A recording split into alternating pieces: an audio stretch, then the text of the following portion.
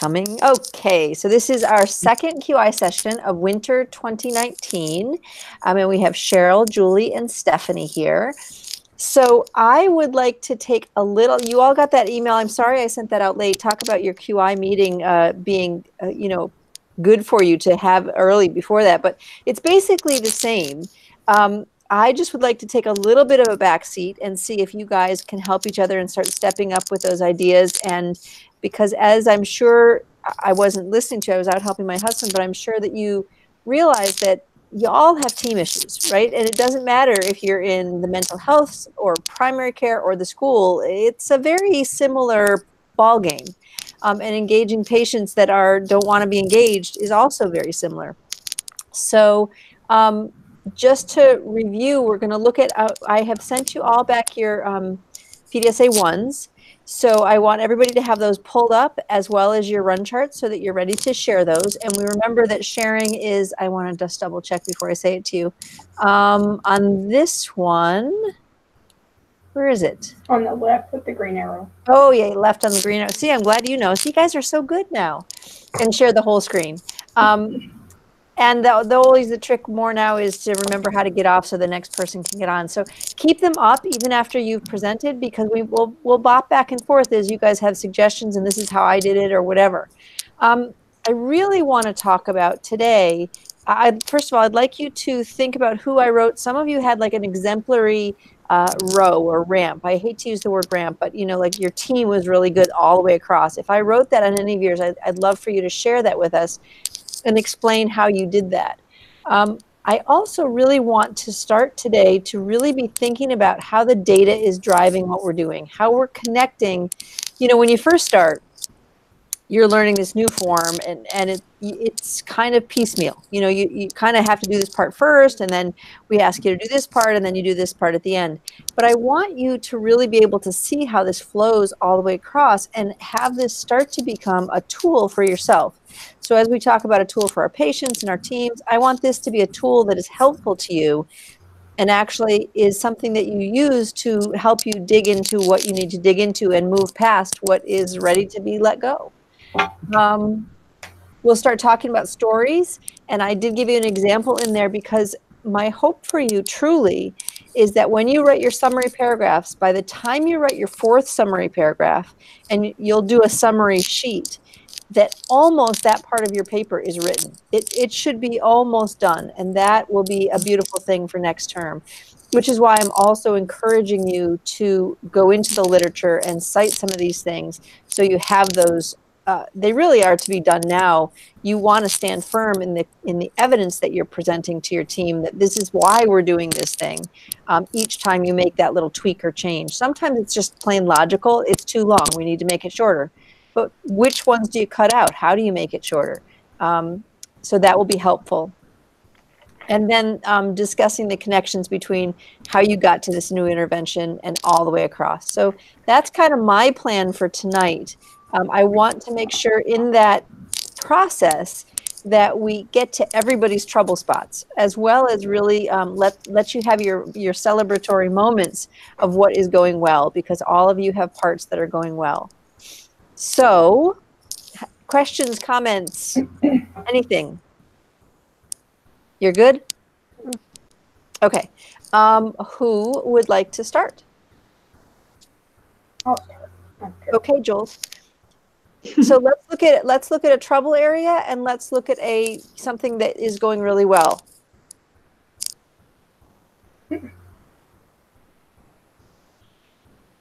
And I'm going to mute myself, so I have to unmute to actually talk. I hope we don't have the same issue again. It's just spinning as I'm trying to share my screen. So that I will talk about. Yeah. Sorry. No worry. Is it your house? Yes. And also, it is when we share screens, you'll find that it will definitely make you a little slower, no matter where you are, or even if you have the best internet connection, it definitely slows it down a little bit. Do you want somebody else to go first while you wait? Again, you all are grayed out, and I can't see anything, so I guess I'm going to have to disconnect. But, this happened last time, and I wasn't able to get back on. Ew. Well, you know what? I have my phone with me, and Okay. you can ping me. Okay. So if you don't, I will, I mean, you should still have the invite there, but if you don't, just let me know and we'll bring you back. Okay. We Thank may you. need to think about, Joel, doing this not at your house. I Well, know. I've never had this issue until last time, so I'm not Oh. sure what the difference is. All right. Well, go ahead and But try okay. it. Cheryl or Stephanie, do you want to go ahead and go? I can. You want me Okay. to go or you want to go, Steph? No, go ahead, Cheryl. Okay. What would you like me to share first? Well, what do you have a question about first? Or are you feeling like you want to share success? We actually kind of shared success already before. Yay. But you weren't recorded in your success. No, we weren't. You want me to pull my run charts up Yep. Run charts and PDSA. Okay. Well, and you can do whichever first you want. So however, the PDSA is not the PDSA is not that wonderful yet. It takes a little bit of getting used to, but the nice thing, I always feel so jealous, is that this course has 4 PDSA forms. So yes, thank God. Okay, my team process and my team outcome, I'm very happy with. And we kind of discussed that, Dr. Butler, and Stephanie and Julie and I discussed it. I have some really amazing, let me center this here, team members who are just, I have like 2 cheerleaders and a bunch of other people that are really enthusiastic. And then I have others that just, including our clinic director, who he seems to schedule meetings whenever he feels like it and doesn't matter what else is going on. So I'm not the only person he does it to. But you can see it actually, my goal is 95. And I went from baseline of 60, and then last time was up to 83. And this time I actually was at 91. So it's getting there. I've kind of I've come upon, I realized what I tried to do this last time was I've always sent the invite out a week in advance of the meeting. And this time I sent it out again. I sent it out like the day before, where I sent it out with the agenda. And it's still, it's still the same people that came. So I think I'm just going to have to accept the fact that these are my cheerleaders, and the rest of the people, yeah. So Cheryl, can you tell us the story of this? Of this run chart? Oh, what I track on this is the average. I do a team QI meeting for my A ramp, and or my team engagement, and I do it every 2 weeks. And then what this is an average score of the objectives, the attendance, and the participation. So, and you want me to know what the outcome has also shown improvement. That's the average score, survey score, and the percent of the objectives met. So on the form, there is a survey at the bottom that asks, how they feel about the team and stuff like that. In fact, let me switch to my aggregate. So let me just ask a question of Steph and Julie. Can you tell from that run chart? Oops, let me go back. Oh, can you tell from that run chart what this is really about? I had a little trouble knowing exactly. And what would help you? Could I see it again, Cheryl? Yeah. This is the process one. Okay. And then that's the outcome. Every score.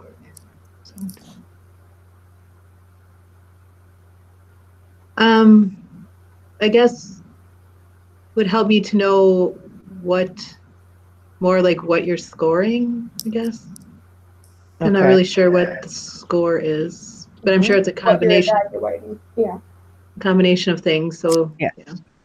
So we talked about a legend, which would go right under the values, medians, and goals. And you don't have to put every single thing, but you know, things like if it's communication or collaboration or engagement or, you know, whatever those things are that you're trying to, you don't have to, again, list every single one, but what is the, if you go to your aggregate data, this is your outcome? Yes, this is your outcome. Process and the outcome, yeah. Let's see your aggregate data for your outcome, and maybe we can help you. Okay, these were I have the team engagement. This is the surveys, which are tracked on this. And it's a Likert scale, 1 to 5. And I have the number of surveys that were completed. Then I have the goals. I have 4 different things that they look at in in it. And so you have the goals, the roles, processes, and then they're interpersonal. Can you use those as your legend? Thank you. Oh, okay.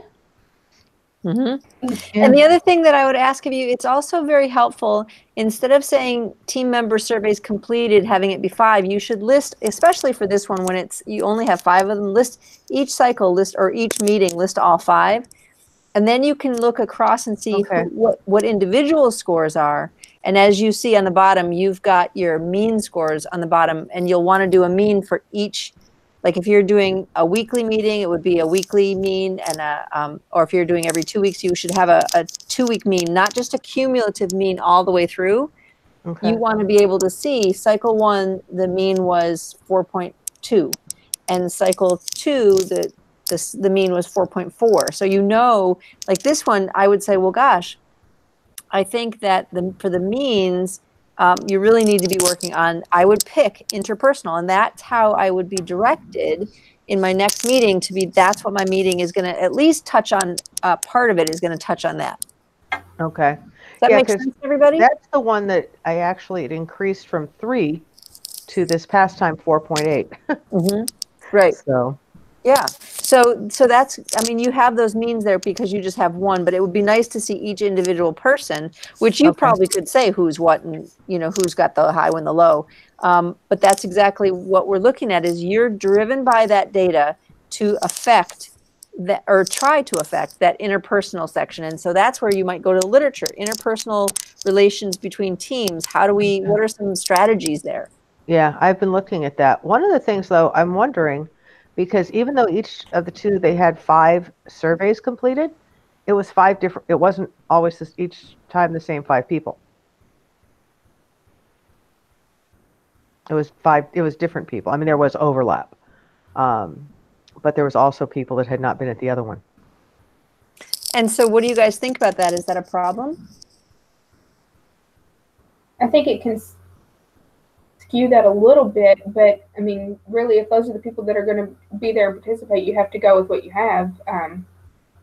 So I think one of the things, the other reason why you write out each person is you might label them on a separate piece of paper, A, B, C, D, E, F, G, however many there are. Mm-hmm. And then here you might put person A, person B, or numbers, whatever you're going to do, so that you can then, the whole point here is to tweak this, to analyze this data on a regular basis. So if you see that you have like 3 or 4 of the core people, and then there's some floaters coming around, you might really look at your core people and say, how are my core people doing, right? Because that's going to be a little bit different than your floaters. Mm-hmm. But you want to involve your floaters, so they bring fresh eyes, right? They bring a new perspective to look at it, so that's useful. But that's how you're taking your data and really analyzing it every time you gather it. So what can I make out of this data? I want to see what my group mean is. But if, for example, you had all new people who have never been before, it wouldn't surprise you. And you might not be flustered or say, oh my gosh, I have to act on all of these if they were all low, because they were all new people. Exactly, yeah. And the other thing that I always tell you guys, which you'll get tired of me saying, is it's not wrong. Make sure that you analyze it. So on your chart or in your paper when you're writing it, you're going to write, my team score was 4 to 4.6, but I had only one person who was a common denominator, you know? Yeah. Yeah, because I had two people that were a common denominator in this, and they're my two key people. Mhm. Actually, I take that back. I did have two, because our QI guy was pulled from the meeting on the 15th, so he wasn't there. And then he was fired after the one on the 29th. Oh boy. Not good.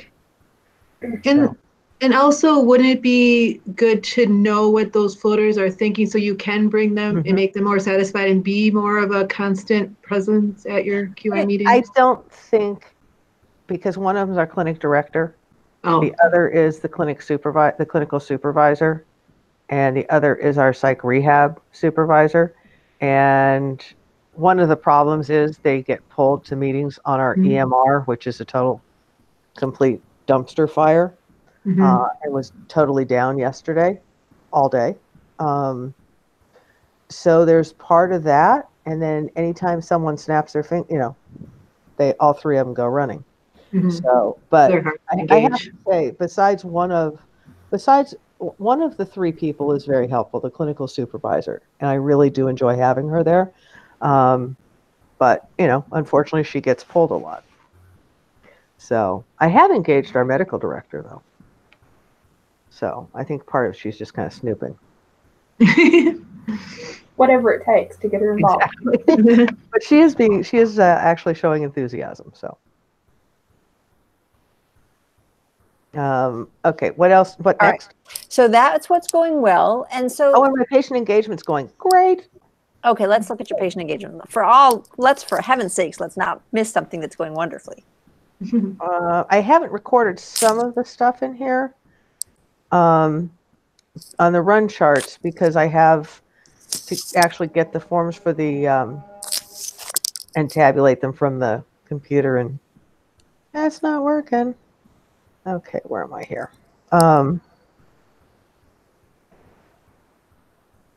Yeah, the patient engagement, and I really found out how well it was working at our meeting last week. The patients are giving really amazing feedback. And one of the things I put in the notes was the people that are doing the screening had said that the patients are taking the conversation in a totally different way and are getting more in depth into the discussion of smoking than they have before. Right. It's not So just, oh, I Cheryl, know I should quit.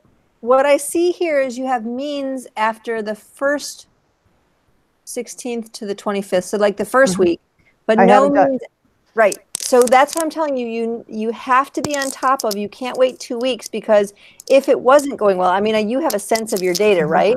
Yes. But if it wasn't going well, you would wait 2 weeks and lose those whole 2 weeks. So you really need to be Okay. inputting your data every 3 to 4 days at the very, very, very Yeah. outside every week. I just have mine sitting in a pile right now that I just collected today. Right. Put in. Let's look at your run chart on this. The run chart, I have not input everything yet.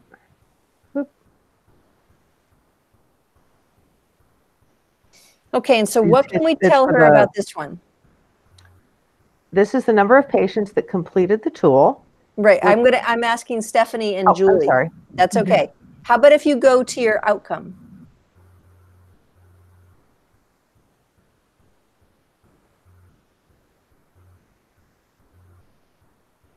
So guys, can you give us a story here? So is this measuring their willingness to quit? Yes. Their interest in quitting. So are you using a survey to do that? There's a Likert, which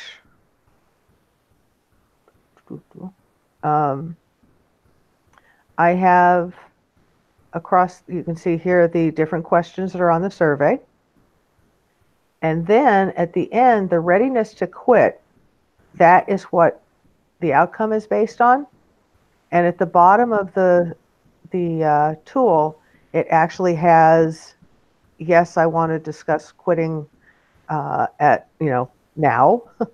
And the maybe is, maybe at my next appointment I'll discuss it, or no, I'm not interested. I'll get back to you. So is that the score that's on your run chart? Or Yes. is it your, okay. That is on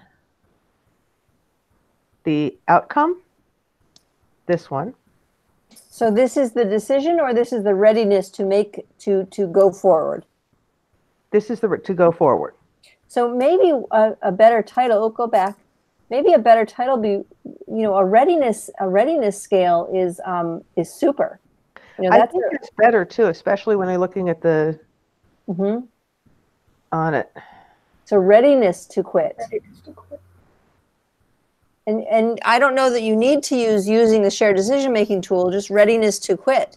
Because this is, again, you have the little AB on the bottom, which makes it easier for us. But I think, yeah.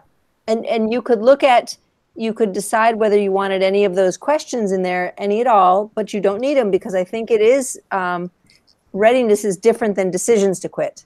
Yes, definitely is. I like that better, because this one wasn't really, the run charts weren't working for me. Yeah. Especially that one. Yeah, like this one is just the number of patients that completed the tool. Right. Would you want to note what, like, the name, like what decision making tool is used on the top of that chart? The tool that's being used? Yep. So she's talking shared decision, smoking cessation. Shared decision making tools. So that, again, my kind of ruler, my measuring stick is, if I'm walking by your poster at IHI, and I'm going to keep saying that because I all want you to go, am I going to know what this is about? If I didn't, if I walked quickly by, what's going to catch me? What's going to catch my eye? It's going to be descriptive enough, short enough, because we don't read a thing that's 12 miles long. Okay, so those are going well. Can you tell us, so the thing that I want to also work with you on, and there's so many moving parts, and I'm going to keep saying them, your run charts need to tell your story. Right. And so this doesn't tell me, it shows me when your tool was implemented, but nothing, what other the interventions were to make this work better, to get why, I would say, why did this get better? Okay. So that there should be a little, and if you put one on every week, an intervention or something you did every week, by the end of 8 weeks, you're not going to be able to see anything. It'll be so crowded. So then you start to pick and choose which were the important ones. People tend to want to put the barriers down, like somebody was sick, and so we had a float nurse, so that's why it looks awful. But really that's context, and it's interesting and helpful. But what we really want to know is, what did you do to get this to work better? Like, how are you getting them to make the decisions? What are you doing? So those interventions and how you tweaked it and changed it and moved it and had somebody else start it in this room and end it in this room. I mean, those kind of things are what's really interesting and helpful, because this run chart, somebody should be able to come up and say, wow, that's so cool. I could do that intervention. I could try that. Okay. Yeah, because basically, I mean, one of the things is just getting, and I don't know if Julie and Stephanie know this, the goal was basically we were not doing tobacco screening, and we're supposed to.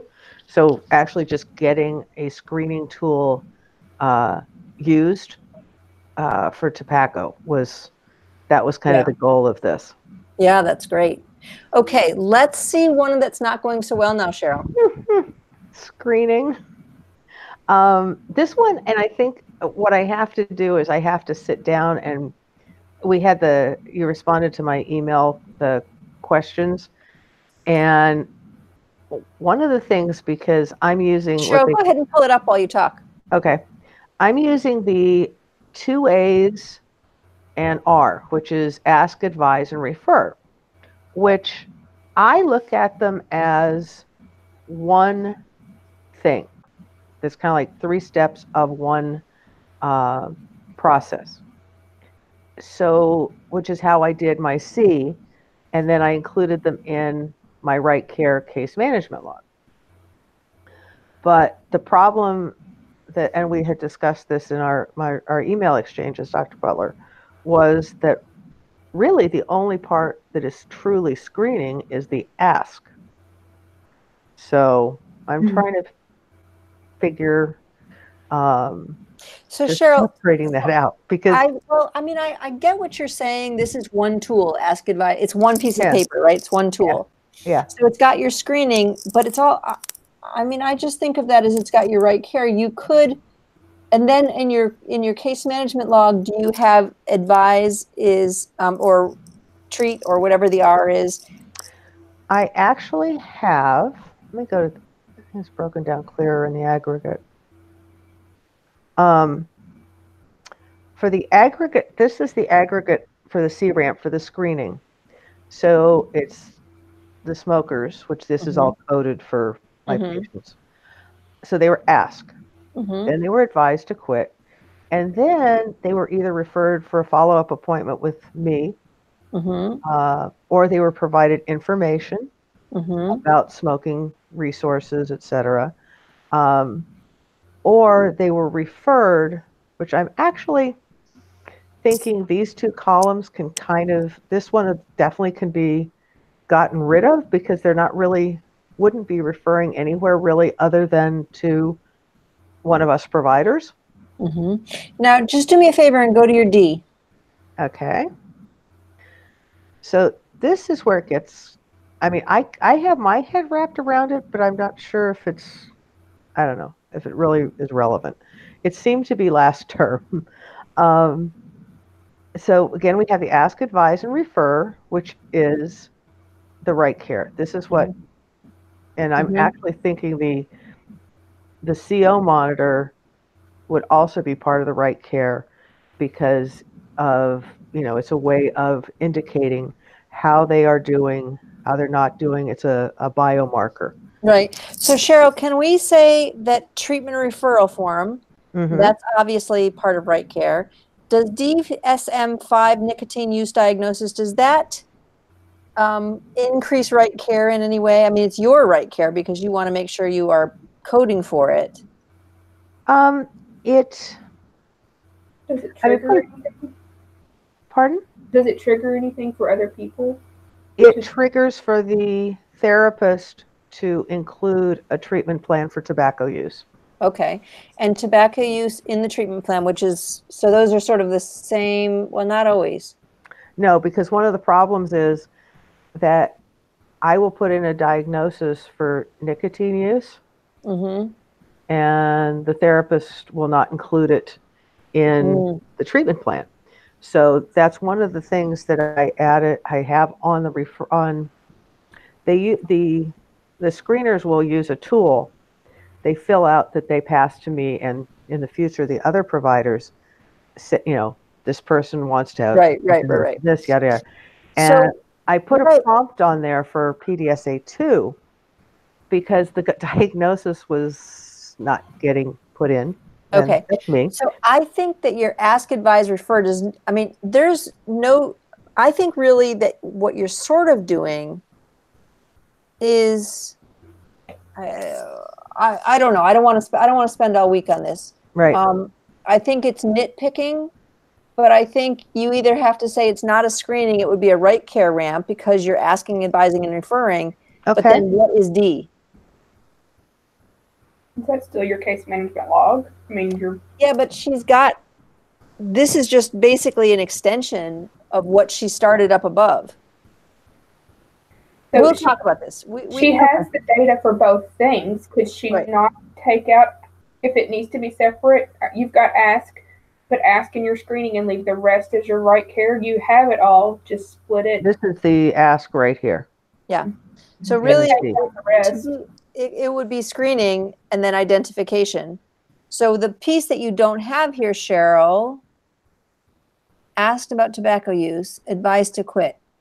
So you don't have here a screening should be everybody, but this looks like it's just right care. It's just the people who smoke. Yeah, because if you ask them, that's why on the that's what I'm getting screening at. Form, I switched to that they were having the engagement, the ask before the engagement tool was given, because we're not going to give the engagement tool to someone who doesn't smoke. Right, I get that. But what you don't have here, and everybody needs to have, what do I always say is your Bible during this whole thing? Your TOC, your measures worksheet. Yeah. So your measures worksheet, if it's a screening, should say that your outcome is identification. So it's going to have the percent of people who are smokers. That's what you don't have here. Okay. So it should be not, this is a right care. It's only people who are smokers. So what you're missing is, how are we doing with screening? Are we screening everybody, every single person who walks in the door? And what percent of those folks are smokers? And then the rest of this whole thing, so it should be asked, identified, and then the rest of that, advise, refer, all of those pieces, all of that stuff goes in your right care. Okay. Yeah. So like here I have the total number of screening tools used was 4. Uh-huh. And we identified the one smoker out of that 4. Okay. So I see you have it here, 4, and there's 2. Well, there's 1, and then you screened 6 people, and there were 2, 6 people, and there were 3. Is that correct? Yes. Got it. And then 7 and 3. So what you need there under your total screening, you need to have means, you need to have sums for each section. So if the 16th and the 18th of January are one data section, you would have 10. And then if the smokers, you would have 1, 2, 3, 3. And so you would know it's 3 out of 10. Okay. You really, you've got the information here, but you should separate it into screening, identification, and then treatment. All of the pieces that are treatment. Okay. So that's just moving these things around. It's not, but it might change your run charts. Oh, definitely will. They're so similar, you know. So what is not going well with screening? Not that, because that was the original question. Let's look at your run chart.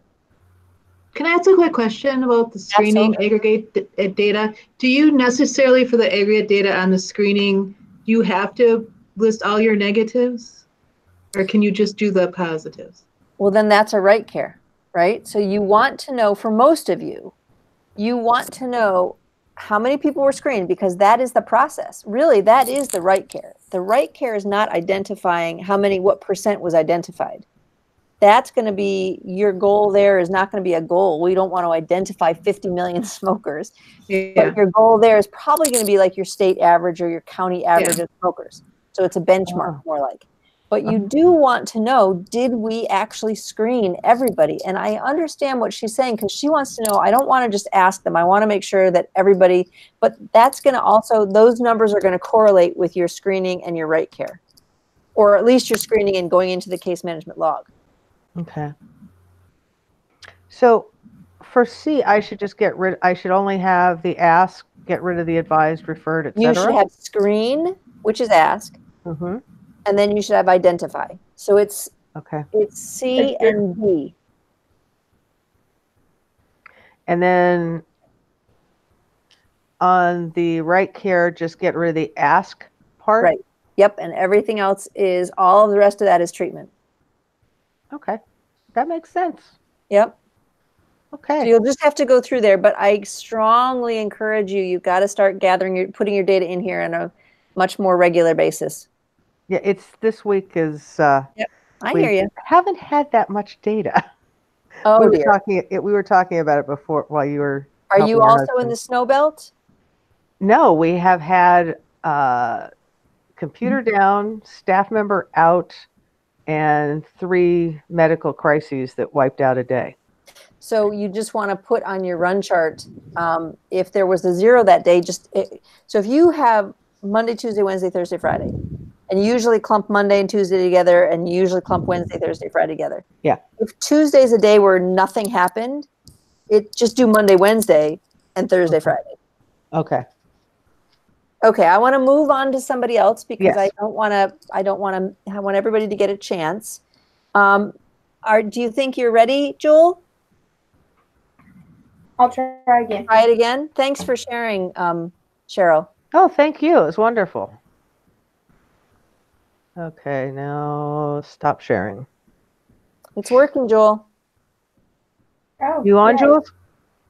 Yeah. So can you see that? We can. Yes. Hallelujah. All right. So good or bad? Which one are we looking at? Bad. Okay. Which one? this is my screening. Mm-hmm. So looking at this run chart, it doesn't look bad. No, but it I will doesn't. tell It's you nice. that this is not how the process should work, which is why this is bad. So aside from the first data point here on the 15th, that was when we initially started implementing, and triage staff was using our EHR reminder to identify patients who were eligible for a mammogram and do the screening and use the decision aid, and it was great first day. Then after that, it didn't get used. And so when I asked, what's going on? Oh, are we still doing this? Was the response. So, yeah, I was like, yep, we're doing this for infinity. So get on board. So the results here are from my sole provider because I don't see a whole lot of adult patients. I primarily see pediatrics. So we decided to go with another provider initially. And this is the result of her doing every single bit of this work on her own. So yes, she's doing a great job, but that is not the goal of this project for her to do a great job. It's for us to improve clinic-wide, and this is not sustainable by one person and not doable by other people. So something has to give here. We got to triage staff not screening patients. I might put an annotation in there. Yeah, I don't know, because you want to show that one person is doing the whole thing, because this is supposed to be your triage team, right? Correct. Okay, so it looks really good, but it's really confusing, right? Right. So what are your thoughts? So we started doing, I did a new kickoff last week where we gave out a chocolate football to kick off to coincide with the Super Bowl to try to get people. We're going to do a competition. Whoever can screen the most people and do the most ordering of this, using the standing order to order mammograms, because, I'm trying any way to get them motivated. And they were all, okay, yeah. And I'm getting maybe one patient a day that they're screening in triage this week. The provider is still catching most of them.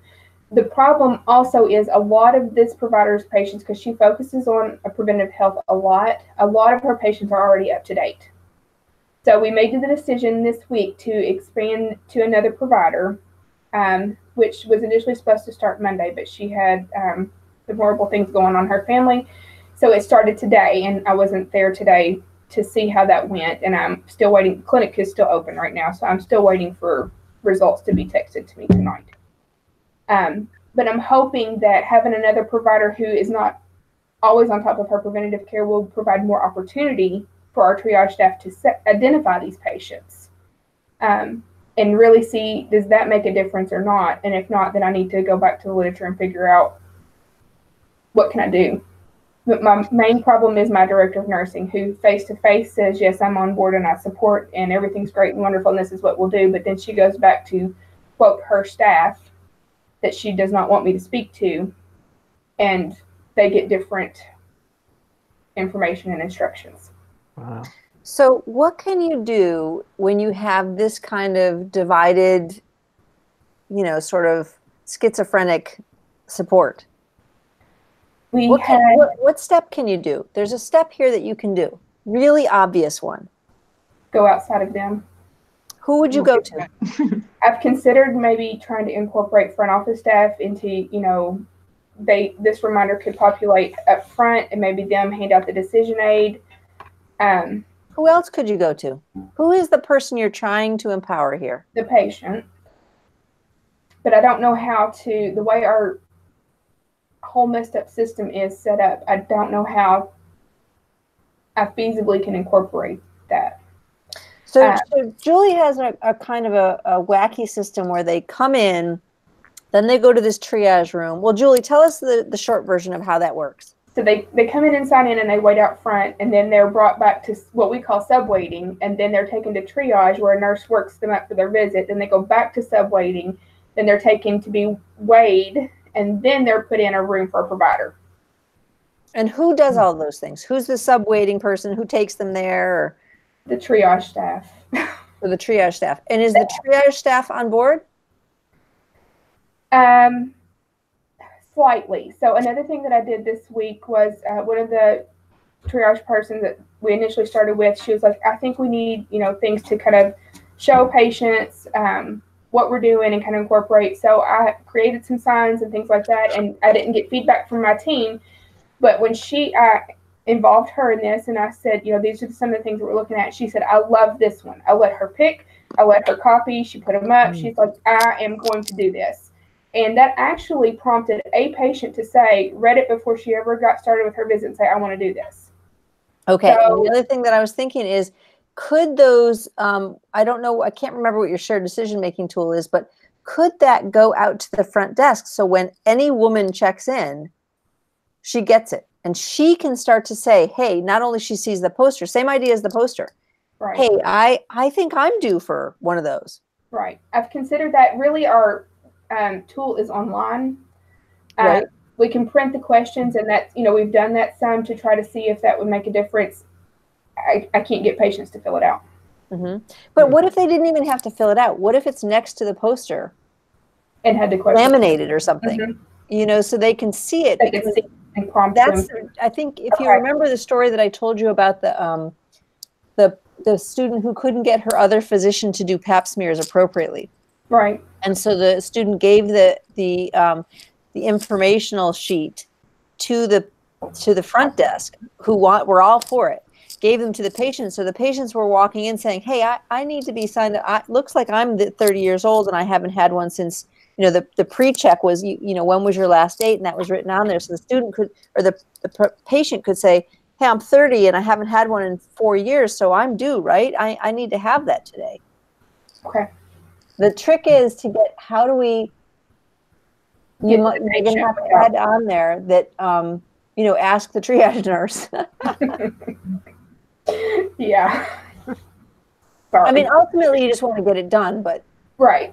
And yeah. I mean, I'm super proud of this provider because she is 100% about this all the way. And actually I had the 74-year-old owner of the clinic, come to me after the clinic-wide staff meeting when I did a presentation this week. That was another thing I did to try to, I don't know what just happened, to try to get people on board. He came to me and thanked me for what we were doing because he truly believes in this. So my providers are on board. If I can get through to triage and get them to start participating, I think that we will have wonderful results. Okay, so let's just think about what you just said. Steph, what do you have to say? Her owner of the practice is on board. Yeah. So Julie, do you feel that the triage people, it's really like, I think you're saying pretty much it's their director of nursing that's kind of poo-pooing the whole thing. Like if you could remove her from the equation? A little bit, but I've tried to kind of behind the door go and speak with them and be like, okay, so today we're going to do this. And, do you have questions? And let's go over things. And they're all like, nope, we got it. Because I feel like they're afraid of getting in trouble for doing something different than what she says. So incorporate what you just said. Go ahead, Steph. I think if the owner's on board, perhaps him reaching out to the, person saying, this is what we're working on and this is what we're doing. Have him stop by. Hey, girls, how's it going? Not girls. Sorry, can't even believe I said that. How is that project going that I know you all are working on, and have maybe ask each provider one time during the day, can you come back to triage and ask them how it's going? Okay. I would look at who are your bigwigs, where is your power, right, and use that power. You got to learn how to recognize that an office manager can defeat you. So what are you can go to the patients, you can go to the providers, you got various people who are all over this.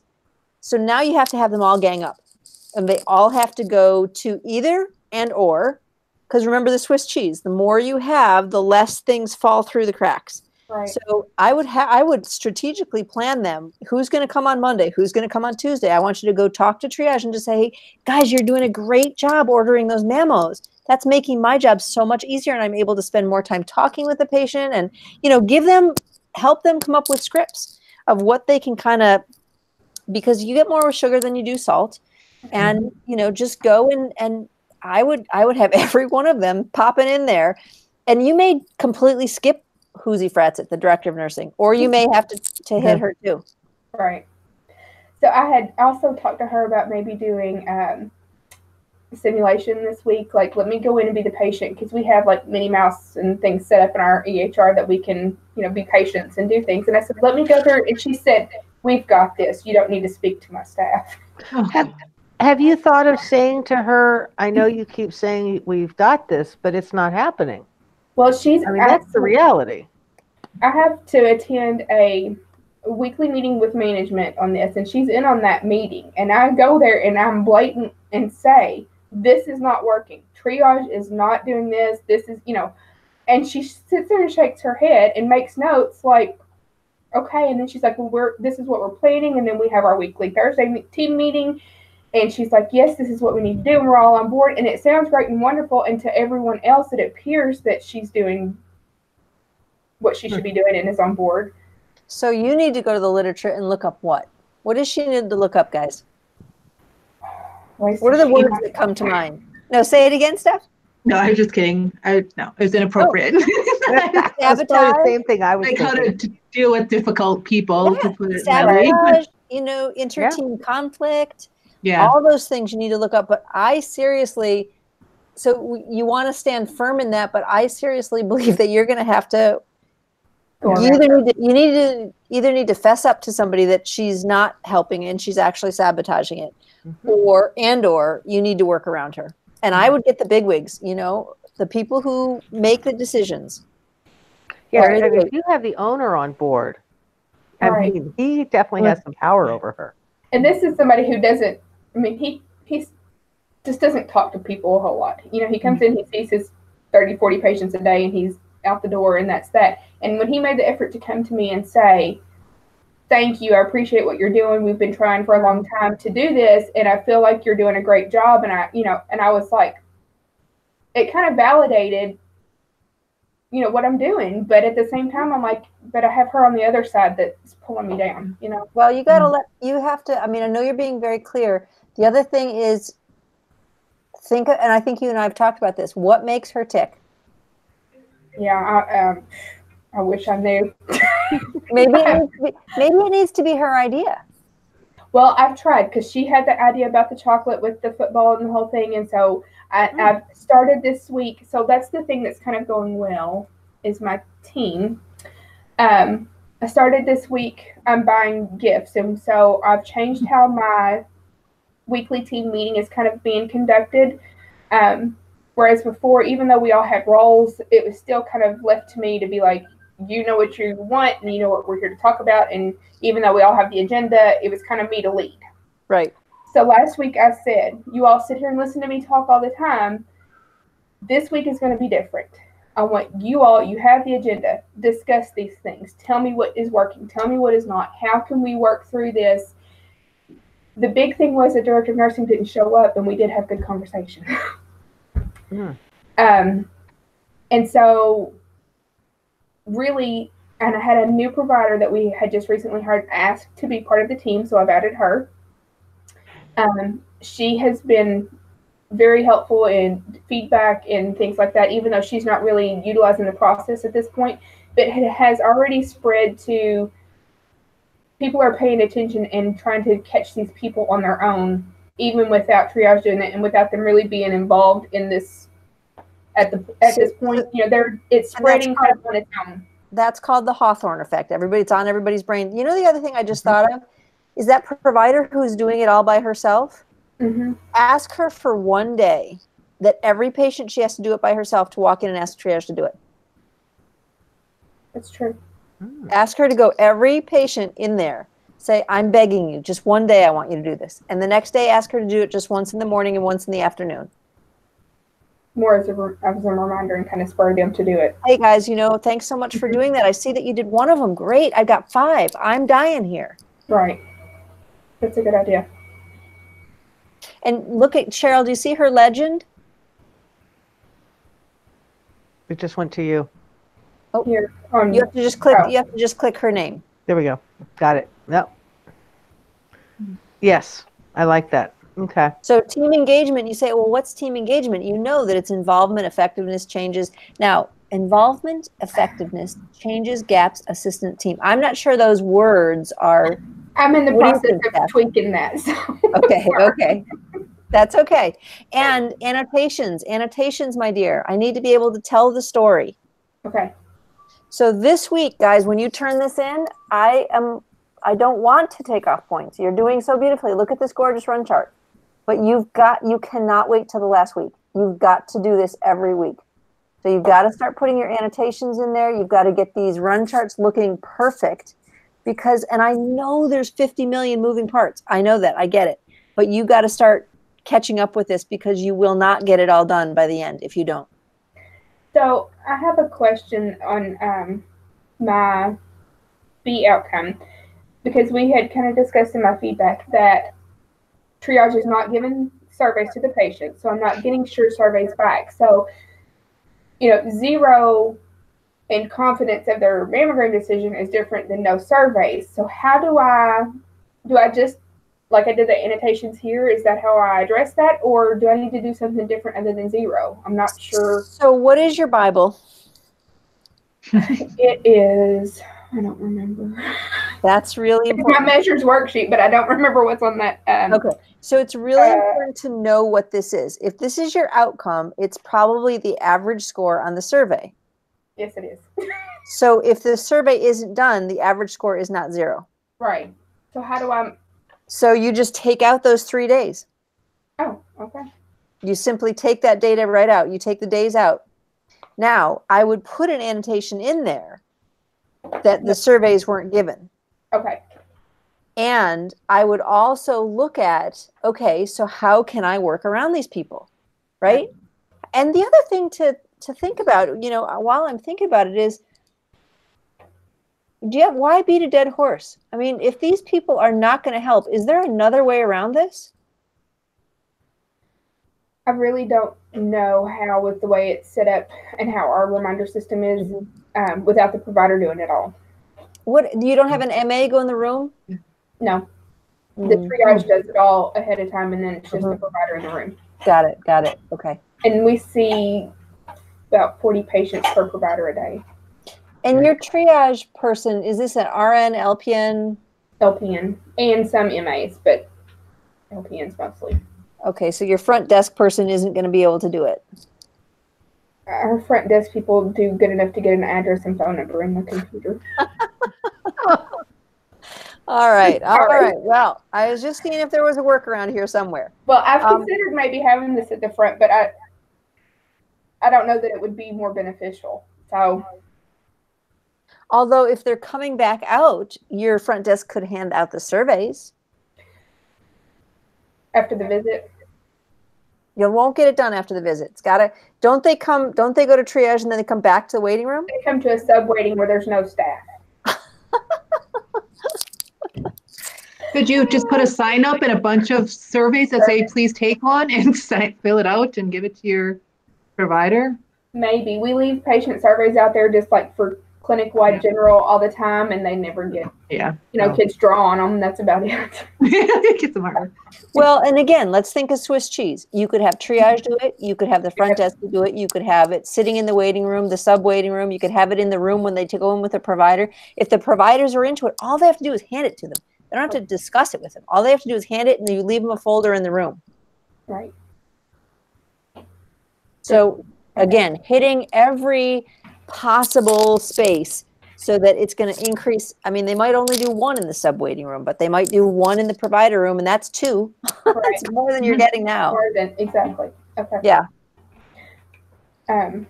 What else did you need to? So can you talk us through, Jewel, one of your PDSA? Can you do that? Can you show us how you, just pull up any one of your PDSA interventions that's going well?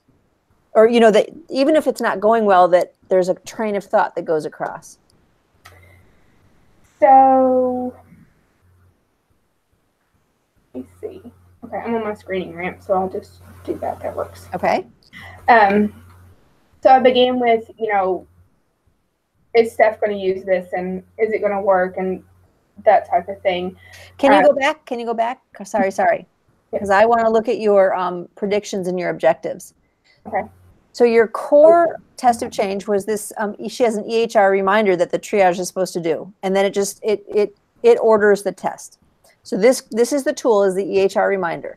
So her learning objective is, will the staff understand the importance and screen with the EHR reminder to identify patients to determine the mammogram eligibility? So it's not just, will they use it, will they not? She's really being a bit more thorough here and really talking about, will they understand how important it is? Will they screen with it? Will this then identify people and incorporate the standing order into our, do you see how she's really gone outside of the, will she do it? No, she won't. And then her prediction, screening with the EHR reminder will prompt the use of the standing order and will effectively promote patient engagement and interest through increased awareness and education by the end of the cycle. So if the nurse is talking to her about it, there's some engagement there. And then negative staff won't use it all of the time, but so it won't all the time identify people.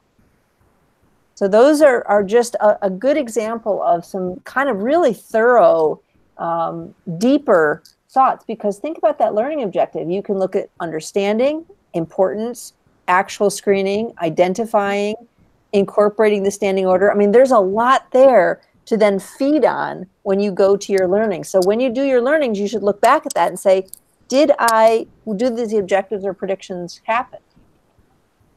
So now talk to us about your learning, Joel. So when it was actually utilized by triage staff, there was increased awareness and patients were involved, and they completed the SURE surveys, and it kind of made the whole process cohesive in that the patients kind of understood where we were coming from. At first, it kind of threw them off, like, why are you asking me about my mammogram when I'm here for a sore throat? But they understood the whole thing, and it was addressed in triage, and the provider addressed it, and they got their referral before they left from the last nursing staff, and it was cohesive, and everybody seemed to kind of understand the importance of it. Then when they weren't utilizing the process, and the provider's asking them, it was a little more of a bit of a struggle, because they've already been worked up for an entire visit, and they come in and she's throwing that on top of, and they're kind of like, no, I don't need it today. For example, we had one patient that said, quote, I don't need a mammogram because my physician is the Lord, and he's going to take care of my breasts. As she's there to get like 10 or 12 meds refilled, and she's had a breast implants done. So I'm like, that whole train of thought was, right. There was a disconnect in what we were trying to achieve. Right. And just like I showed on my run chart, initially we had a great increase from our utilization when we initially started using the whole screening and the decision aid and everything. But then that fell to about 50% overall, because it was the single provider trying to do everything. And so while that was a great improvement, it's still not how the process is going to work. And it's not going to be sustainable for everybody to do that all the time. So if it's utilized, it works well and we have good outcomes. If it's not utilized, then we're seeing poor outcomes, and it's just hit or miss with the patients that we can capture. And it's really no different than what we were doing before. Okay, so let me ask you right now, this is about screening. So the thing that's always hard is the staff, the team does just about everything. So how do we pull apart? How do we tease apart what's team things and what is patient? What is this level, this screening? So what would you say that your learning overall is regarding screening? This EHR a reminder and screening. It's very effective. It does work. Even no matter who's seeing it, it works. That reminder works. It's there. It's identifying the patients appropriately, and we can then progress from there. We just need to utilize it. Okay, so that should be in your learning somewhere here. So the EHR works when used appropriately. When it's used, no matter who uses it, it works. Okay. So what else did you learn? So the opposite of that is that the team, the right part of the team, isn't using it. So what I would do is I would then, while you're writing this on your screening, I would slide it right up to team. And I would make sure that in there somewhere, I would put triage and director of nursing who runs triage are not on the ball. You know, they're being difficult, because that's part of your learning, is that I have a really, it's harder than if somebody just says no. It's harder when they say yes. Oh, how wonderful that is. And then they go behind your back. Right. And we're going to need Cheryl to tell us what that's called, passive aggressive or something nasty. Yes. But, you know, so that should be in your learning for your team. And it's almost like, I took this class once, God, 30 years ago, called Intensive Journal. Boy, I haven't pulled that word out in a long time. Yeah. And it was this really cool class where you had a notebook, and it was about your dreams. And I can never remember my dreams, but awake dreams, I do a lot of awake dreams. But it had all these tabs, and I don't remember what the tabs were at the time, but you had to just flow of thought, write things in. But if it went to the other tab, like if it hit on team, you just flip to the team section right while you're writing, put the date. That was the only requirement, is that you put the date, and then you just kept writing. And then if it went back to what your dream was, you flip back to dream, etc. And what it showed eventually was this whole thing about, you know, dreams, like this whole, and then you could start to connect dots, this whole thing about team, and you could start to connect dots. What you need to do here is that same kind of thing, I think, is you're finding out screening works, but my team, it's not a screening problem. It's a team problem. And I think I've separated it too much into, okay, our team meeting was this, you know, when it kind of flows and I need to, but it is the finesse of this form and this learning to tease apart the different pieces and say, this one really goes, is it the screening itself, or is it the team doing the screening? And I think that what you've shown is when the other team members do it, it works really well. So it's not the screening, it's the team, which makes you go back to the team and say, okay, back to the drawing board, schizophrenic team, dysfunctional, passive aggressive. How do I deal with this? Get consultation with Cheryl. Send them to Cheryl. No, thank you. I'll send you one. Does that help That at all? helps. Yes, that helps a lot. Because it's hard, because sometimes I was combining too much where it was like you're putting this in the wrong spot. But it's because it all kind of goes together. I just need to put it in the correct spot. And this is where using it as a tool should be helping you. Okay, now, so we have your learning. Let's go over to your literature. Engaging patients begins with engaging staff to promote preventive, identifies team-oriented goals. So team-oriented goals, giving everybody a vision, right? Let's have the same vision, which is to not have it be your thing or your thing or your thing, but let's give the patients the best care. So what is the vision? What is the vision at your site? As far as our mammograms? Yeah, your mammograms and just patient care. We just want to improve the rate of mammograms, but provide better care. And that's our right care is including, you know, how we are addressing our abnormals, how we're documenting this in our EHR so that it's easier to find at the next visit, and we're not spending 10 minutes trying to figure out have they had a mammogram at all. It's, you know, so that we can provide better care for them while they're there. And then addressing the no-shows. Are you going? Why are you not going? How can we facilitate you getting a mammogram? And, you know, really make it in a complete cycle of the whole thing, not just we give you the referral and you're on your way. So if you look at the IHI engaging providers, that is often very different than engaging the team. The IHI thing it's in your resources. It's like 60 pages long, but I'm telling you, it's super quick reading. It's not anything, you know, like all of their things. It's very, very bold and big pictures and things like that. It's got some great stuff, but often what you find is engaging your providers is a little bit different than engaging your team, right? They just have different motivators. Right. So if you have to find out what the triage people, what their motivation is. It may be 90% that they're afraid of the DON. Right. What's her motivation?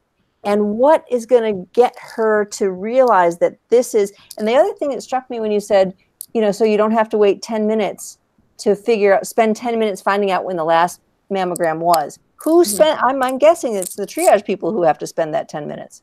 No, the provider trying to find it in the chart because there was no consistency in where it was documented. Darn, I was trying to give you something more. But right. that's because our triage staff is not on board with this. So they didn't care to look for it to see if they had it. Yeah. So my question here is, if you go back to your learning for your team, go back to your learning, if you would. So the learning was all sorts of things about should shout outs during the weekly QI meetings have been minimal. So poopy team, active participation minimal, stinky team. So then you go to your literature, which makes complete sense. We're gonna learn about teamwork and how to do this, conflict, et cetera, et cetera. But then when you go to your ACT, initiate rewards at weekly, I'm like, okay, so I was there with the learning and I was there with the literature, and then I was like, okay, I struggle with keeping that into 5 words. No, you don't have to worry. Don't worry about the 5 words. I want to see the thread. Okay.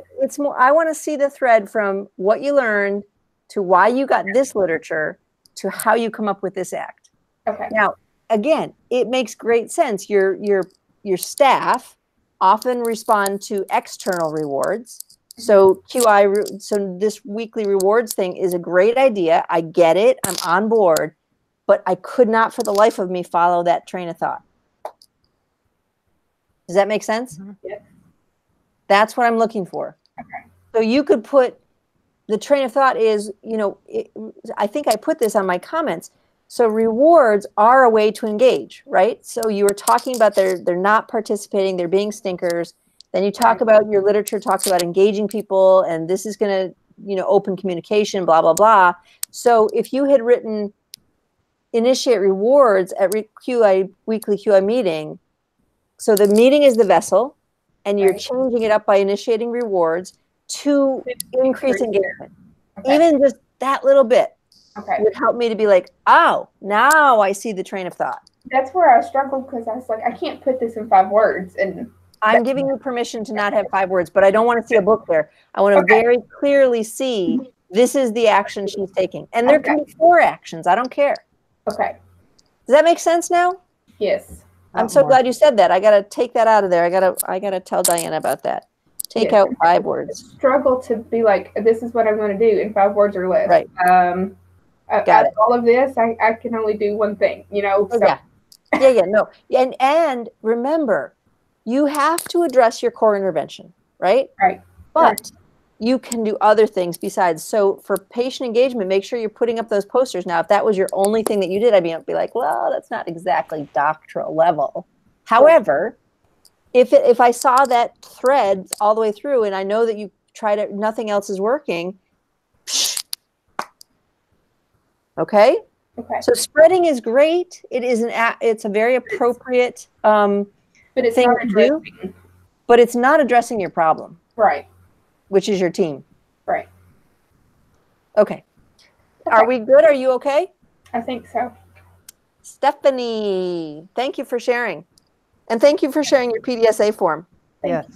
Thanks for that was very helpful. That helps to kind of. And likewise, if anybody wants to be the guinea pig, if I really ripped you a new one, which I do apologize for, if you share that one, sometimes it's really helpful to see that, because we've all been there. I think just having it not to be limited to 5 words, because I was like, how do I say all these things that I'm going to do in 5 words, and 4 of it is you can number them, but what we sometimes we're getting, we're reactionary just like you are, is we'd get a whole paragraph and I'd be like, okay, so what is it that this person is doing? Okay. All right, Steph. Do you see my screen? We can. Yes. Yay. Well, she has annotations. Hooray! So I guess hearing your guys' stories, I feel very lucky because I have a really good team that's really engaged. I did find, though, that there was a couple people at the last survey that they weren't quite sure exactly what was expected of them. So at the second QI meeting last week, I introduced warm handoffs to them, so they had a more specific way to, these are my psychologists and social workers, to refer kids to me. So they had a more specific way to refer kids to me and just to remind them about the referral process. And I've been getting a lot more referrals and like actually people walking kids over right across the hall. So walking kids over to meet with me or set up an appointment to meet with me. So Steph, can we see your title here? oh, sure, sorry. Team engagement and commitment. So team engagement and commitment, I mean, I get it. I don't even need a legend there. They might be 50 things. There might be only just these two, but that title to me tells me, okay, team engagement started at 40% and she had her first survey for project kickoff and initial. Oh. So the survey wasn't what you did. You had your kickoff meeting. Yeah, okay. The surveys didn't change anything. Yeah, so you had your kickoff meeting and, you know, went up to 80% for team feeling. Now, I don't know if this is, I'm assuming this is your outcome. Yep. Okay. Yep. Yes. And then with her second meeting, she introduced warm handoffs. Okay. And the engagement went up, commitment and engagement went up to 100%. So do you see how I can easily tell you that story? Mm-hmm. And that is exactly what you write. Baseline started at 40% for team engagement and commitment. At PDSA 1, we had a kickoff meeting, engagement, and whatever your process is, you know, average score on the tool was showing participation and whatever it is, agenda use or whatever. And if that's boring, don't even say it. I don't even care. That was just something we tried. And engagement went up to 80%. And in PDSA 2, warm handoffs were used because that was found to be, there was some role confusion between the social workers, therapists, and myself, and the NP. And so warm handoffs were given so that we could clear that communication, and engagement went up to 100%. Bam. Simple, like 2 sentences. That is your paper next term. So I want you to really start practicing that now. And I want your run charts to be just like this. Not 10 million of them. Try to keep the words to a real minimum, because I'm telling you, you're going to get squished. Mm-hmm. And then you will decide after 8 weeks, okay, I'm going to take this annotation out. This one wasn't as important as this one. And because you're going to want to have only about 3 or 4 will fit on the run chart. Questions about that? So I'm expecting to start to see that this week when you hand them in. Okay, so that was a beautiful thing. And I did that follow through on your PDSA form? I think so. You had a little bit of comments that at first it was kind of hard to understand, but then you got it. But yeah, to make it a little bit more clear. Yeah. I can't remember. Yeah. Somebody did, I gotta find out who did. Somebody did a really like, oh my God, I was like, I get it all the way across. I get it. I was so excited. Wasn't me. Don't worry. What else? What are you struggling with?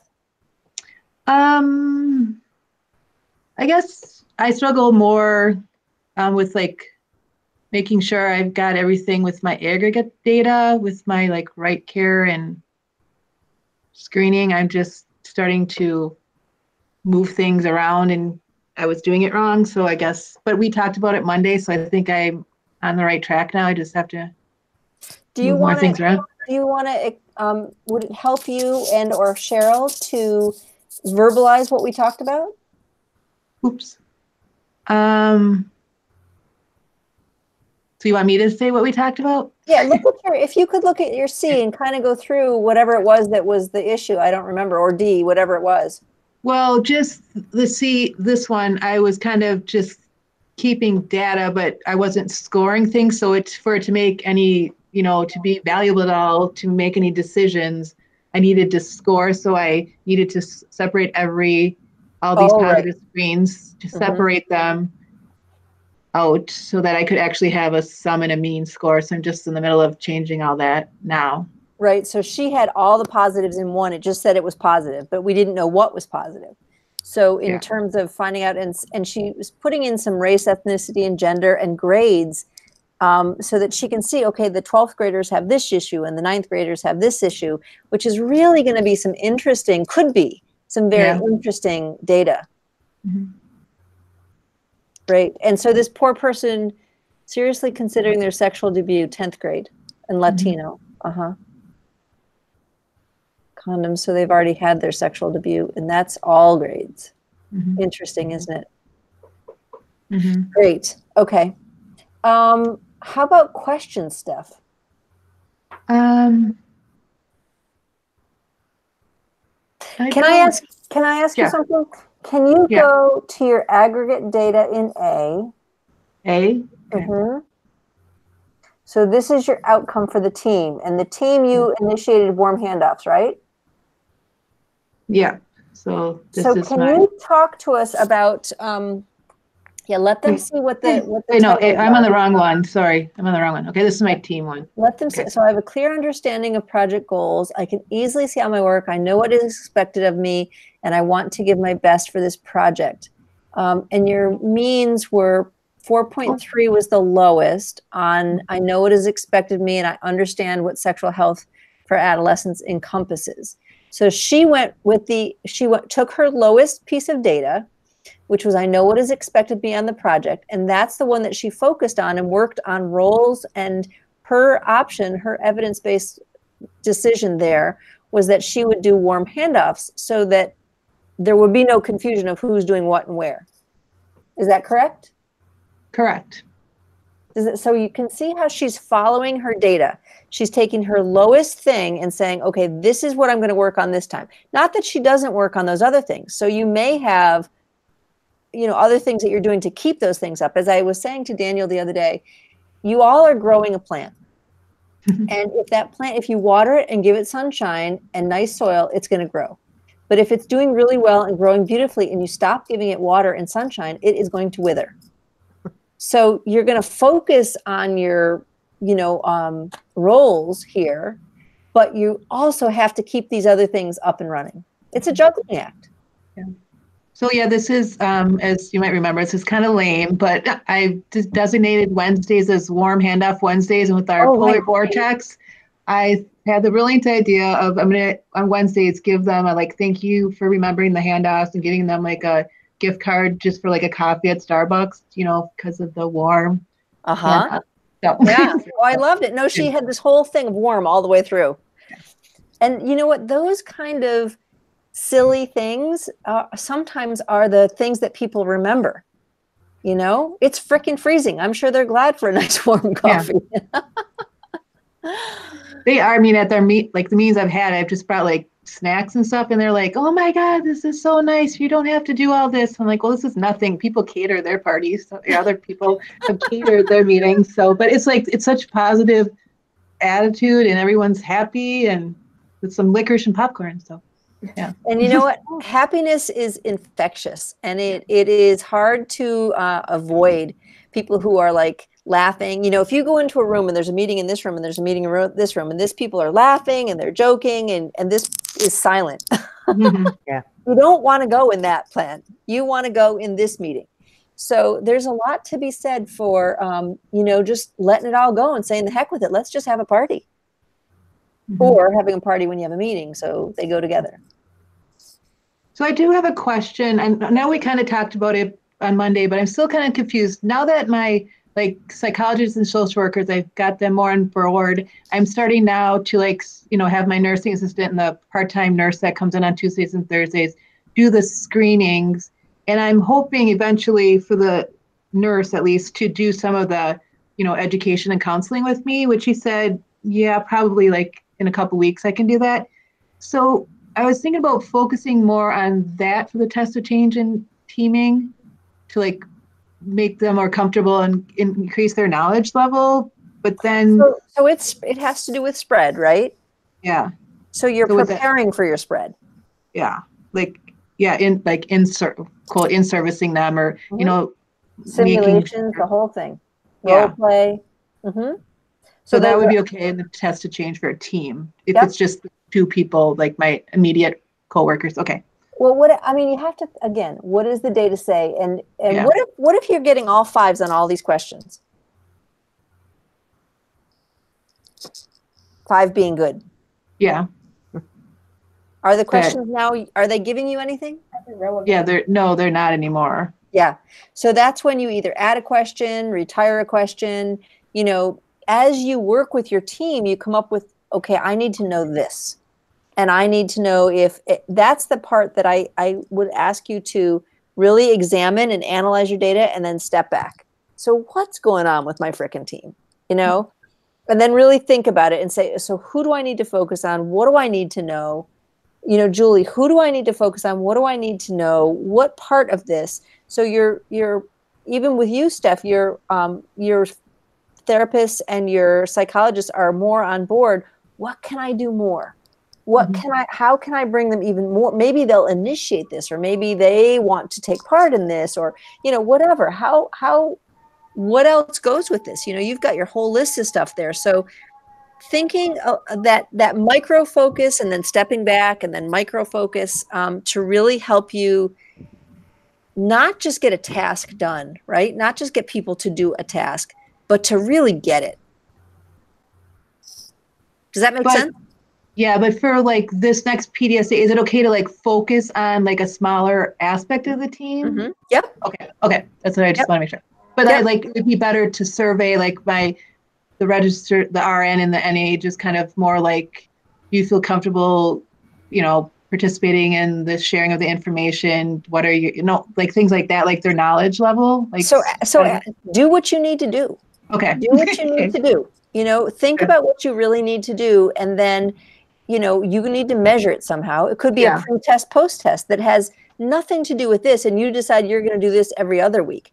But you want to do a pre-test, post-test. Do a pre-test, then do a little simulation education with them, do a post-test. That's a whole separate piece of data that you just have a piece of data that you're going to share. Okay. It doesn't necessarily have to go on your run chart. It could be something that's going to go into your discussion, your results. Got it. Okay. So you guys are still at the point, which is completely normal, where it's like, can I go outside this box? And I'm telling you, blow the damn thing up. I need to have data. I need to see you. What I need to see is that you have worked really hard to get those core interventions, which are evidence-based. And now you're asking questions and you're looking at this data and really analyzing, does this go with this? Does this have any effect on this? Is it my 9th graders that are all, you know, not using, you know, what is it here? And then what do I need to do? Okay, Judy's going to want me to measure this. It's not necessarily going to go in here, but it is a team event that I am doing, running, changing, improving. So let me just ask her how I'm going to fit this in. You know, how am I going to fit this into that? And then I'm happy to help you. But you guys are doctorals and you're smart and you know your sites and your systems. I'm just the cheerleader on the side. Does that make sense? Yep. All right. Do you have any questions, Steph? Anything other than that? No, I don't think so. So let's look at our objectives just for a second. We've looked at data-driven change. We've talked about how the PDSA works. You guys are great with helping each other. We've talked about our stories, and I've given you a little example there. We've talked about the connections between the interventions in this cycle and how you got there, and that story should be definitely shown in the PDSA forms, but also to a degree on your run charts. Let's think a little bit about different facilitators of change. What are some of the things that make change easy? Like, Stephanie, how is this change so easy for you? I'm sorry, I was trying to figure out how to get out of there. Oh, that's okay.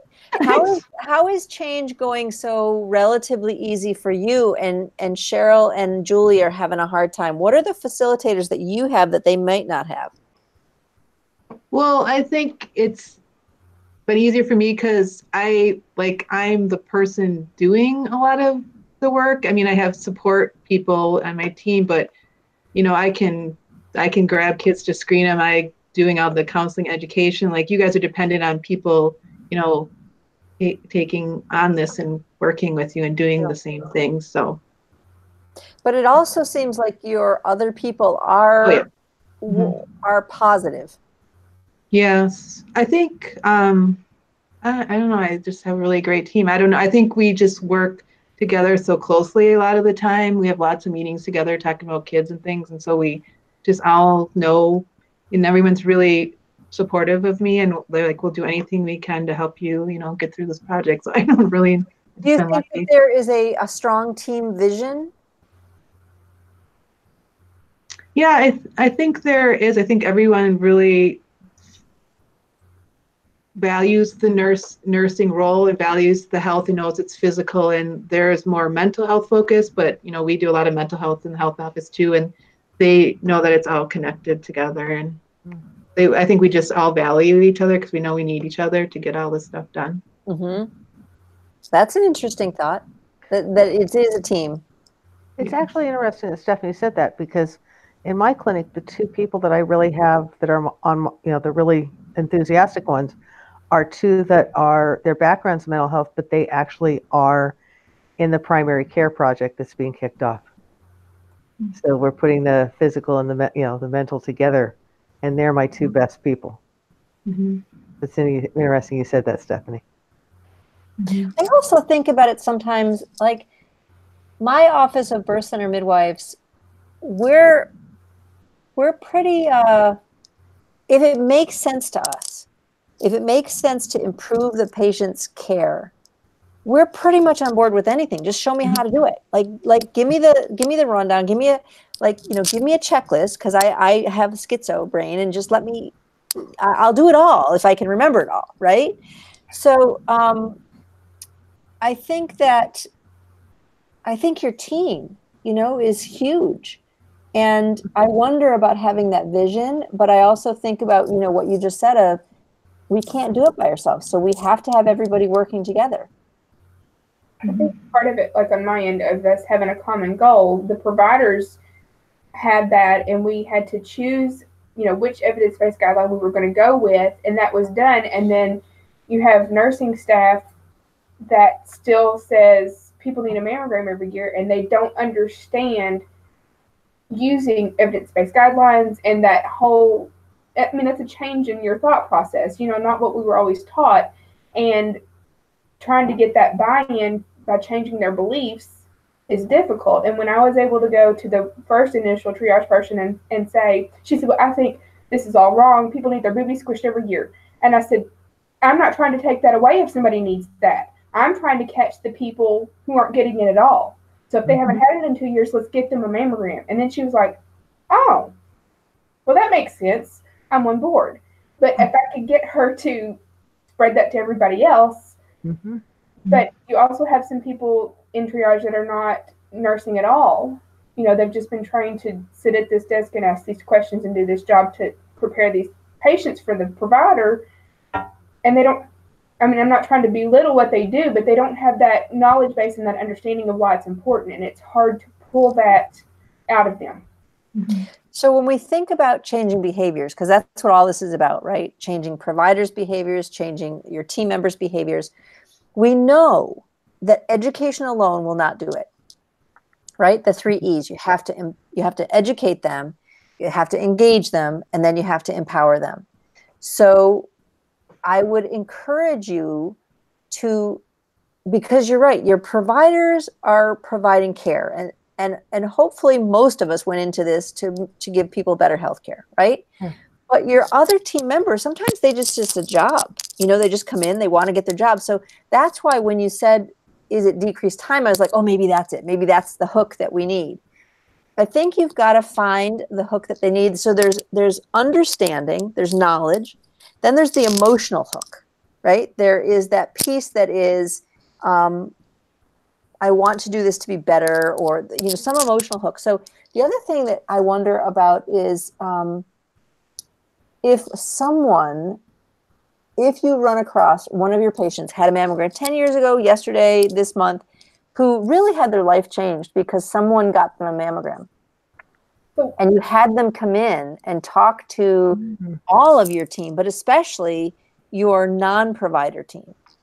We have a coworker who has just recently been diagnosed with breast cancer and is going through treatment, and I really thought that was going to help people be like, I'm all on board. But the director of nursing has told them she found the lump herself. Her mammogram didn't find it. And I'm like, it really went the other direction. And I was like, are you kidding me? Like, How's that even possible? Okay, we're just gonna posse up and come to your place, and we're gonna get rid of her for you. Yeah. Can I just send her for a visit for a little bit and yeah, in place, and then you can send her back. yeah. So you know, I was like, we've got somebody here. This is going to motivate us. We're going to be, you know, let's just screen everybody because we want to prevent what she's going through. And she completely turned that around, and I was like, how's that even work like that? So, and you know, those emotional things, they're hard to undo. You know, it's like changing a culture. Mm-hmm. And you should also be looking up culture change, but you're trying to change a culture. And the thing that I will say to you is that culture changes, emotional intelligence, but culture changes take a long time. So look for the very little pieces of growth and celebrate those really small accomplishments. So even if you're getting 1 or 2 a day that are the EHR triage people, you got to celebrate those 1 or 2 a day. And yeah, I think you got to work on she's a major thorn in your side. Yeah. And honestly, when she didn't come to the meeting last week, I was like, this is good. Yeah. I mean, not that people didn't participate before, but, you know, and I did things differently and maybe that was it, but she wasn't there and it was better. And she said, I don't know that I'll be there this week. And I said, that's okay. Don't worry about it. Please don't come. How long have you been there? 24 years. Oh, God. Yeah. She's been there 24 years? Yes. Oh, yeah. She's not going away. No. And I'm new. You know, I've been there, since June. So yeah, probably trying to break you. Yeah, get you to do it her way. I think so, but kill him with kindness. She doesn't know how stubborn I am, so it's okay. Well, are there other nurse practitioners in the clinic? Are you the only one, or there? No, we have 4 others. Oh, including myself, and then a physician and a pediatrician. Oh, okay. I mean, either she's totally mentally ill, which is probably a good chance, or I can see her like, oh, here's this nurse that she's just a nurse that went for, you know, extra time. And now she's getting a doctor, like, thinks she knows so much more. Yeah. Yeah. I go back to my original thought. Let's send her to Cheryl. I'm all for it. Oh. That's okay. She's not going to break me. Well, you're doing a good job, and we're getting there. What about your overall mammo rate? Is it going up? Yes, but what's interesting is out of the number that we've had ordered, this is just from the one provider, you know, that initial day that we started in triage did what they were supposed to do. They had, 8 or 9 mammograms that they ordered. And the rest of this time, the provider has ordered the same amount. The rest of hers have been up to date, but I'm like, it's 50-50. But if you all would do it, look what you're taking off of her plate, and she can address, do you need your colonoscopy today? Do you need, other things? But hey, sorry, I just thought of this. Your identification rate of people who need mammos could be going down because just what you said, that people are already identified or they're up to date. Mm-hmm. So you're going to want to make sure when you do your identification that you note, we didn't miss this person. It's just that she's up to date. Do you have that? Yes. Can I show you what I have on my? Does that make sense? I don't want it to look like it's a negative when it's someone who's up to date. So I am counting everybody. And then I'm putting... Oh, right, good. Are they up to date already? Did they refuse? Did triage order it? Did the provider order it? Good. So you will have a rate of people who are already up to date, and that rate will go up, whereas your people who need it will go down. Yes.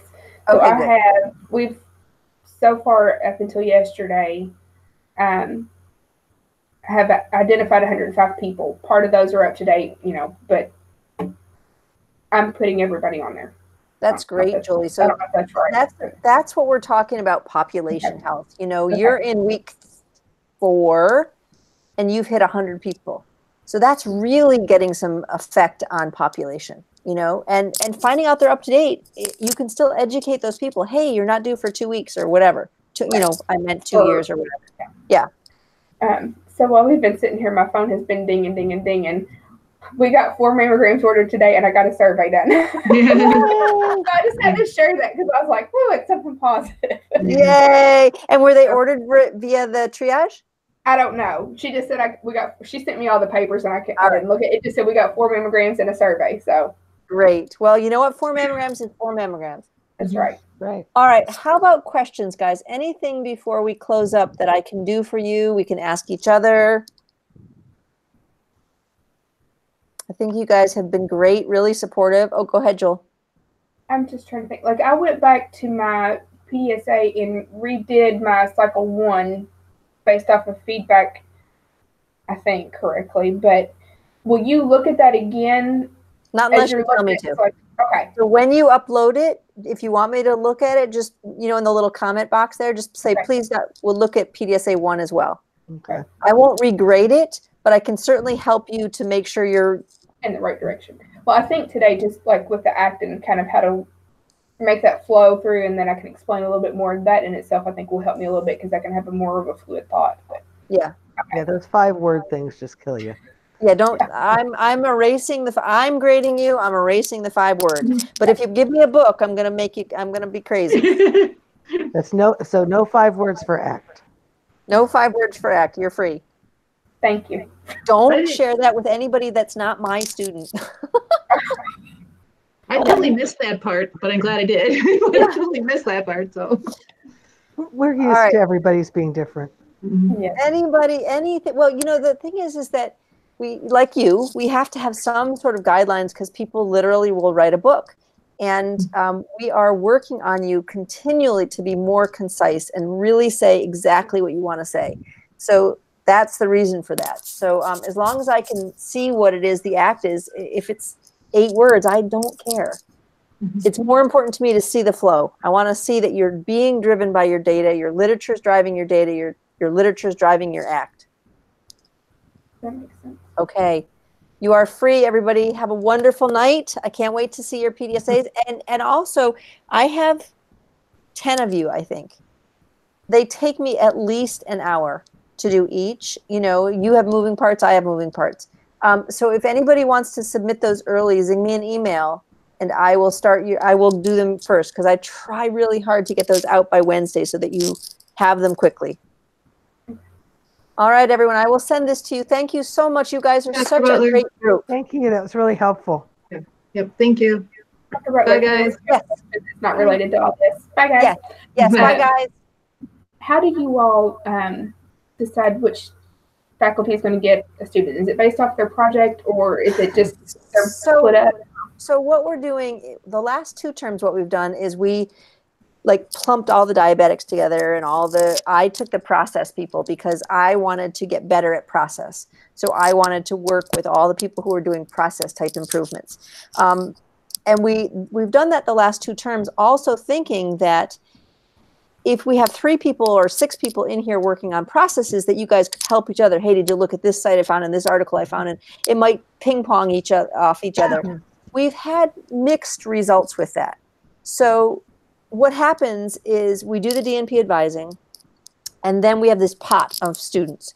And we have to decide how we're going to relatively, because some of us are part-time, some of us are full-time, how we're going to relatively divvy that up amongst us. For example, I started out with 13 in 740 this term, but believe it or not, I'm down to 7.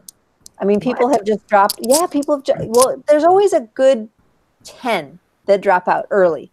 They realize what they've gotten themselves into, and they're like, oh my God, I just got married, I have 4 babies, and this is crazy.